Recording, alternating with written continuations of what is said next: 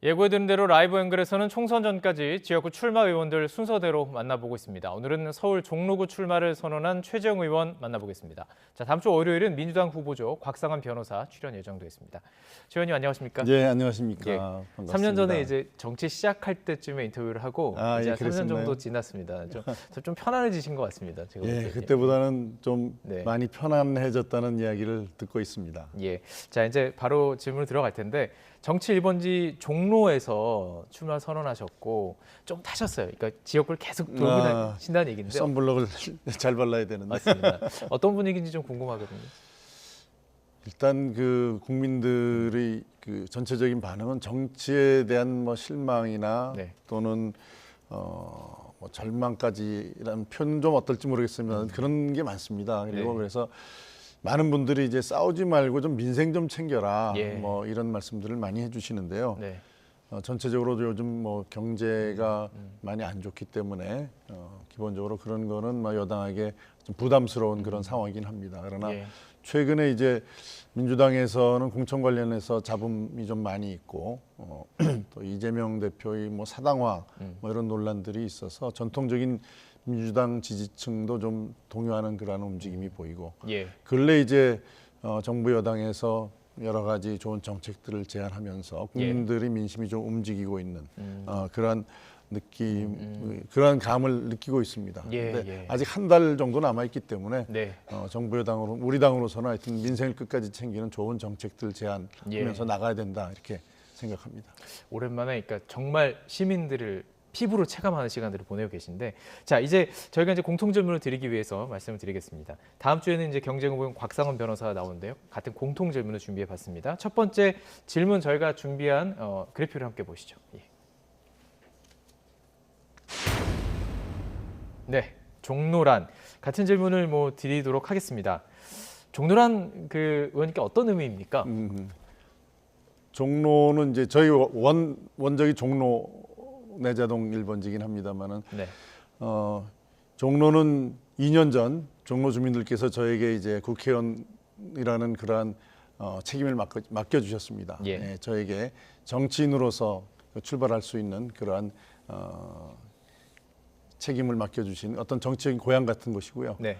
저에게 있어서는 종로 국민들이 원하는 종로의 발전, 또 정치의 발전을 이루어내야 될, 제 사명을 이루어내야 될 그러한 곳이기도 합니다. 시작이기도 하고 어쩌면 마무리를 지어야 되는 곳 네. 이렇게 보이는데 현재로서는 곽상원 변호사 또 금태섭 전 의원까지 지금 출마표를 던졌습니다.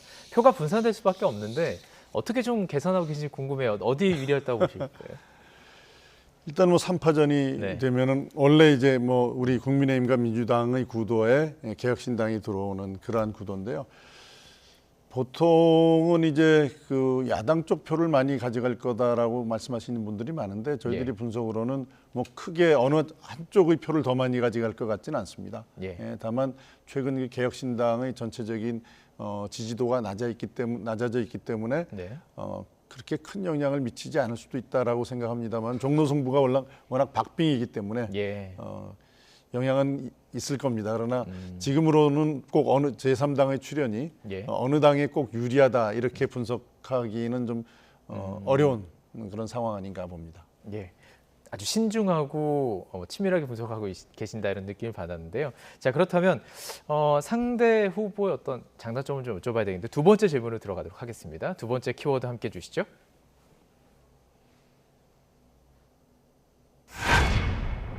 예. 자 곽상원 후보의 장단점을 좀 짚어보는 시간을 뭐 이제 같은 질문을 드리겠습니다. 네. 어떤 장단점이 있을까요? 사실 곽상원 후보는 이제 그 법조인으로서 한참 이제 후배긴 합니다만은 지금 종로 지역에서 주로 그 캠페인을 하면서는 이제 노무현 대통령의 사위다 이런 그 말씀들을 많이 하고 다니십니다. 그래서 일단 과연 그 정치인으로서 어떤 그 역할을 해오셨는지에 대해서 주민들이 잘 모르시는 것 같아요. 예. 21대 총선에서 뭐 고향이라 그러니까 연고지라고 할 수 있는 충북에서 출마를 했었다가 이제 성공하지 못하시고 그다음에 지난번 지방선거 때도 아마 좀 거의 지방선거 때까지는 충북 쪽에 좀 관심을 가지고 계시다가 지방선거 후에 종로의 지역위원장으로 오셨어요. 그래서 네. 아무래도 종로 지역과는 그렇게 깊은 연고가 없는 예. 그러한 후보라고 생각을 하고 있고요. 일단 뭐 노무현 대통령의 사위라는 그런 걸 가지고 예. 지금 주로 선거 캠페인을 하고 계신 것 같습니다. 단점 위주로 말씀해 주셨는데 장점은 어떤 게 있을까요? 저도 물어보겠습니다. 장점이라면? 글쎄, 법조인으로서 생활해온 거 외에는 대단히 죄송합니다만은 예. 어떤 장점이 있으신지 제가 뭐라고 말씀드려야 알겠습니다. 될지 예. 잘 모르겠네요. 예, 알겠습니다. 자, 그러다 보니까 개혁신당 김태섭 최고위원까지 3파전 속에서 법조인 출신 3자 대결이 됩니다. 물론 네. 이제 입법부긴 하지만 예. 사실 국민을 대표하다 보면 여러 각계에서 나올 필요도 있는데 그건 어떻게 생각하시는지 궁금하네요. 뭐 공교롭게 이제 그렇게 네. 된 것 같습니다. 이제 예. 법조인이 이 정치에서 이제 뭐 다 법조인이 돼서는 안 되겠지만 또 법조인이 해야 될 역할이 있는데 공교롭게 뭐 저나 곽상원 후보나 김태섭 후보가 이제 종로에 출마하게 된 것이고요. 예. 법조인으로서의 뭐 경력이나 또는 그동안 공적인 영역에서의 역할 이런 부분에서는 그 유권자들께서 잘 판단하실 거라고 생각합니다. 알겠습니다. 그럼 상대 후보에 대한 어떤 본인만의 강점이란 건 어떤 게 있을까요? 지금 말씀드린 것처럼 이제 같은 법조인으로서의 살아왔지만 공적인 영역에서의 어떤 역할이나 또 기여도에 관해서 종로 국민들께서 좀 잘 판단하실 거라고 생각하고요. 예. 무엇보다도 지난 2년 동안 제가 현역 의원으로서 예. 종로 주민들과 계속 소통하면서 종로 구석구석을 다니며 종로가 지금 어떤 현실에 처해 있고 네네. 또 종로의 문제가 무엇이고 이걸 어떻게 개선할 것인가에 대해서는 뭐 다른 후보보다도 제가 더 많이 알고 그 해결책에 대해서도 더 많이 고민해온 사람이다라는 점이 제 강점이라고 하겠습니다. 알겠습니다. 현안, 어떤 정책, 이 세 분의 어떤 정책 대결도 관심 가지고 좀 지켜보도록 하겠습니다. 자, 이제 세 번째 질문을 드리도록 하겠습니다. 키워드 함께 보시죠. 자, 세 번째 질문. 뭐 마찬가지로 이제 각자 나오시는 분들에게 질문을 드릴 텐데요. 최종 의원님께 문재인 전 대통령이 어떤 의미인지 궁금합니다. 제가 이제 평생 법조인으로 살아오다가 네. 전혀 생각지 않게 이제 감사원장으로 예. 이제 임명을 받았습니다. 그때 네. 이제 임명해 주신 분이 문재인 대통령이셨고요. 그래서 저희 인생에 있어서 제가 끝까지 법조인의 삶을 살 것이라고 생각했던 저희 인생을 이제 감사원장이라는 어떤 다른 공적인 분야로 옮겨주신 그런 분입니다. 그러나 예. 저는 또 이제 감사원장이 저희 마지막 공직이라고 생각을 하고 그 감사원장직을 수행을 했는데 네네.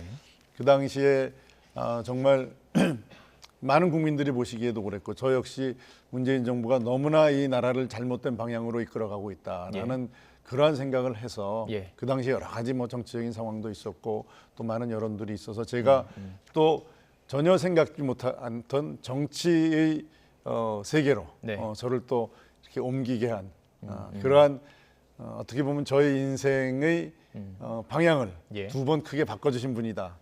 저는 그렇게 말씀드릴 수 딱 있겠습니다. 거기까지 알겠습니다. 그 당시 이제 감사원장을 내려놓으시고 정치에 입문하시면서 어쨌든 이 공직에 있다가 정치로 바로 갔던 것 부분에서 좀 부담을 느끼셨고, 많이 고민했죠. 예, 이것에 대해서 이제 우리 국민들께서 이해하는 시간들이 좀 필요할 거라고 말씀하셨었어요 그 당시에. 지금 이제 시간이 좀 흘렀습니다. 좀 이해를 하신다고 보세요? 어떻게? 뭐 보세요? 이제는 뭐 그 문제 가지고서 말씀하시는 분은 없습니다. 예, 이제 이해가 됐을 거라고 보시는 네, 거군요. 그럼요. 예. 알겠습니다. 자, 그렇다면 이제 좀 현안이라든지 각 당의 상황들을 좀 여쭤보고 싶은데, 어쨌든 이 상당히 중요한 지역으로 민주당은 종로를 꼽고 있는 것으로 보여요. 바로 지난 월요일에 이재명 대표가 총선 첫 지원 사격으로 종로를 방문하기도 했습니다. 그러면서 그 부분에 대해서 여러 가지 이야기들을 했었어요. 뭐 노무현 전 대통령 얘기도 했었고 어떻게 들으셨는지 궁금해 그 과정을 좀 보셨을 텐데 이재명 대표의 후보 지원 같은 것들 과정들은 어떻게 보셨나요? 일단 민주당으로서는 종로를 굉장히 전략적으로 네. 이 중요한 지역으로 보고 있는 것 같습니다. 그래서 어떻게 보면 총력을 다해서 지원해 주려는 그러한 생각을 가지고 있다라는 것을 읽을 수 있었죠. 그러나 네. 종로 민심은 이재명 대표가 오셨을 때 그렇게 좀 뜨거운 반응은 아니었다. 이런 것이 종로의 민심의 반응이었습니다. 예, 알겠습니다. 그렇다면 좀 각 당이 처해 있는 이야기들 좀 하고 싶고요. 또 공천 과정에 대해서도 좀 여쭤보고 싶은데요. 저희가 우선 좀 준비한 녹취가 있습니다. 지금 현재 각 당의 대표들이 어떤 이야기를 했는지를 들어보고 공천 과정 좀 여쭤보고 싶습니다. 함께 들어보시죠. 분신까지 해가면서 나 1위 후보인데 왜 배제됐냐 이렇게 삭발까지 하면서 항의하는 저 혼란의 국힘 경선의 공천에 대해서는 조용한 공천이다. 썩은 물 공천, 고인물 공천, 그리고 항의조차 제대로 못하게 하는 또 언론의 입을 틀어막는 입틀막 공천하고 있는 자신들을 되돌아보기 바랍니다. 말하면 자기 뒤에 서서 자기한테 정말 아첨할 사람만 꽂아놓는 거? 아니 그건 새 물을 집어넣는 게 아니라 구정물을 집어넣는 거잖아요. 김혜경 여사의 비서를 호남에 단수공천을 했던데요. 어차피 다 들켰으니까 사천의 끝판왕을 보여주겠다. 이런 작정을 하시는 것 같습니다. 두 가지 다 질문을 드려야 될 것 같아요. 우선 국민의힘부터 좀 여쭤볼게요. 어쨌든 이재명 대표는 국민의힘을 향해서 이틀막 공천이다라고 이야기를 했습니다. 말이 안 나오는 게 아니라 입을 막았다라는 표현으로 좀 들리긴 해요. 이 공천 과정 혁신위원장도 하셨고 혁신위도 하셨고 어떻게 보시는지 궁금합니다. 예. 입틀막 공천이라는 거는 이제 민주당에서 그렇게 이제 워딩을 하시는 건데 네. 우리 입장에서는 공천 시스템이 제대로 작동돼 있고 예. 또 무엇보다도 공천 과정에서 우리가 예정하고 있던 그러한 시스템 안에서 공천이 이루어진다는 점 하나하고 네. 그다음에 이번 총선이 가지는 정말 국가적인 중대한 의미, 대한민국이 과연 앞으로 어떤 방향으로 나갈 것인가에 네. 대한 그러한 국가적인 중대한 의미에 대해서 공감을 하고 있기 때문에 예. 우리가 흐트러진 모습을 보여서는 안 된다. 예. 그런 점에 있어서는 그 공천에서 탈락하신 분들도 대부분 공감하고 있기 때문에 예. 공천 잡음이 다른 뭐 상대당보다는 좀 상대적으로 적다. 이렇게 보시는 게 정확할 것 같습니다. 시스템으로 움직이고 있다. 네. 원칙대로 움직이고 있다. 이렇게 볼 수 있는데, 근데 지금 보면은 강남 지역 같은 경우는 좀 이거 좀 문제가 있다. 여론조사 결과가 잘 반영되지 않은 것 같다. 이런 얘기 나오는 것 같던데요. 네. 예. 그게 이제 전체적으로 봤을 때 선거에서 과연 그 어떤 새로운 인물을 영입한다든지 또는 어떤 것보다는 하여튼 이기는 공천을 해야 된다든지 이런 여러 가지 전략적인 그런 판단을 가지고 결정을 했다고 생각을 하고요. 예. 그 부분에 관해서도 아마 정리가 될 거라고 저는 생각을 합니다. 정리될 것이다. 알겠습니다. 한동훈 위원장 비대위 체제 사실 좀 우회적으로 비판을 하셨었잖아요. 중도 확장에 대해서는 좀 고민해 봐야 된다. 좀 봐야 된다. 이런 얘기를 하셨었어요. 지금 이제 시간이 좀 흘러가고 있고 공천 과정이 좀 마무리되는 시점에서는 어떻게 평가하시는지 궁금합니다. 중도 확장이 된다고 보세요? 지금 일단 우리 당에 대한 그 지지층들 가운데에서는 한동훈 비대위원장에 대한 기대가 굉장히 크고 네. 호응이 아주 좋습니다. 우리 예. 지역구에서도 언제 한동훈 위원장 우리 지역구에 오냐 뭐 이렇게 묻는 물어봐요. 분들이 예. 많으세요. 예. 예. 중도 확장의 면에서는 그건 이제 선거 결과를 봐야 되겠습니다만은 네.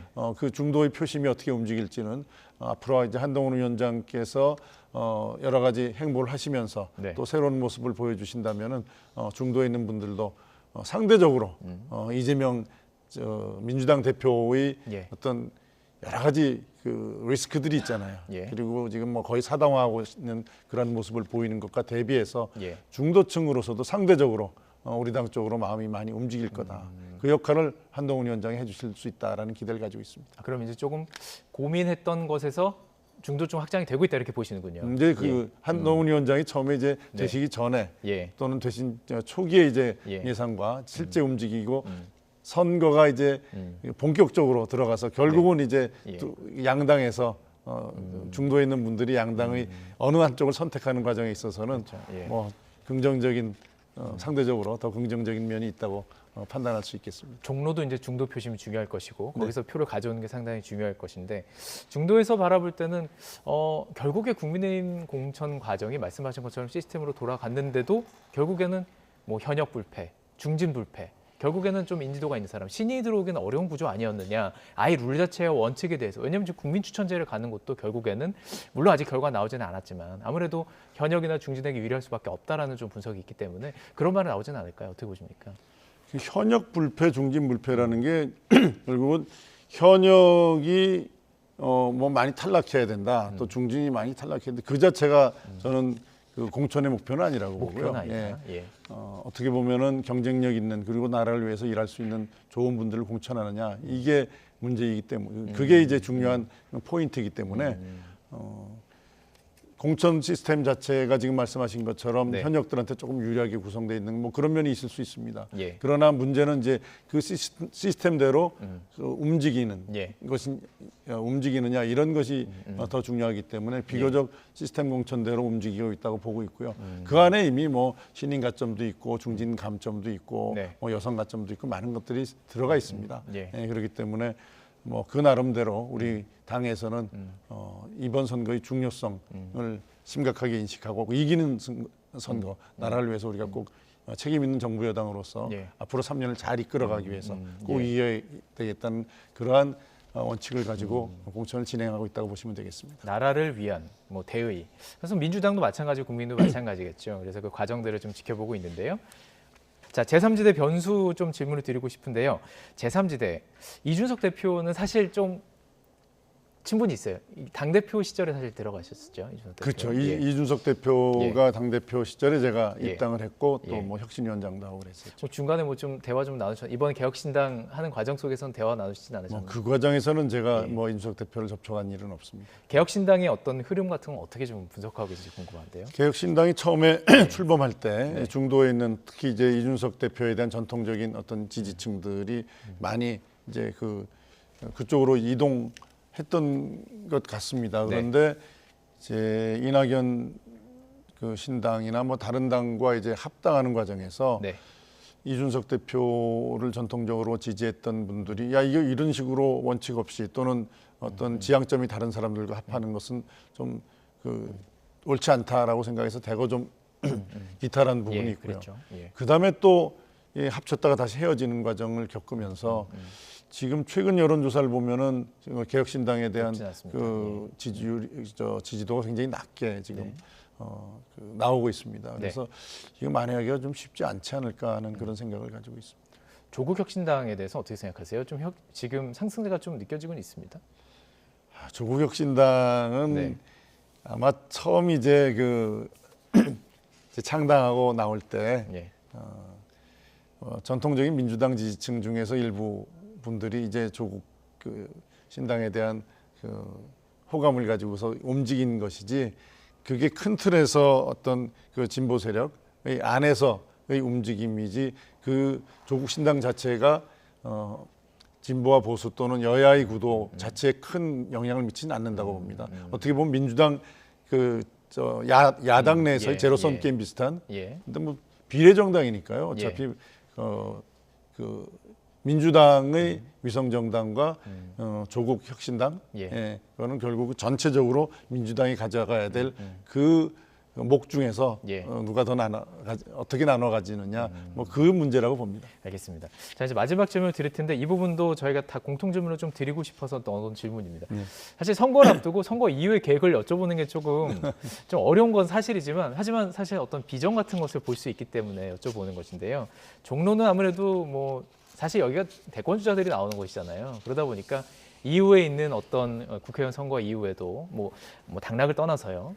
앞으로 이제 있을 뭐 당내 당권 도전도 있을 것이고 그 이후에 어떤 큰 꿈을 가지고 계신지 어떤 생각을 가지고 계신지 궁금하거든요. 정치인에게 뭐 꿈이 없을 수는 없죠. 네. 그러나 그 꿈이라는 게 내가 꼭 무엇이 되겠다, 네. 뭐 어떤 자리에 가겠다 이런 꿈은 저는 뭐 아니라고 봅니다. 그러면 어떤 정치를 하겠다, 예. 내가 어떤 정치를 하겠다는 그런 꿈이 필요하다고 생각하고요. 저는 품격 있는 깨끗한 정치, 예. 그리고 국민에게 정말 힘이 되는 정치를 통해서 종로 구민들이 바라는 예. 정치, 종로 구민들이 바라는 종로의 발전을 예. 이루어내는 것이 저희 정치의 꿈이다 이렇게 말씀드릴 수 그 있습니다. 정치적인 꿈만 이루면 다른 것도 내려놓으실 수 있는 건가요? 그러니까 그 꿈 안에 있다면 품격 있는 깨끗한 예. 정치를 보여주고 예. 그것이 중요한 것이지 예. 뭐 내가 어떤 당내에서 어떤 자리 위치에 가겠다 네. 또 정치적으로 다른 어떤 자리에 가겠다라는 것은 저희가 의도한다고 되는 것은 아니고요. 제가 하려는 정치를 하는 과정에서 예. 국민들이 지지해 주시면은 뭐 갈 수도 있고 안 갈 수도 있고 어떤 정치를 하느냐 그게 더 중요한 꿈의 내용이어야 된다고 생각합니다. 알겠습니다. 네, 우리 최재형 의원님의 꿈에 대해서 들어봤고 또 이제 월요일은 곽상원 변호사의 꿈에 대해서도 들어보는 시간 갖도록 하겠습니다. 오늘 최재형 의원님과 함께했습니다. 말씀 고맙습니다. 네, 감사합니다.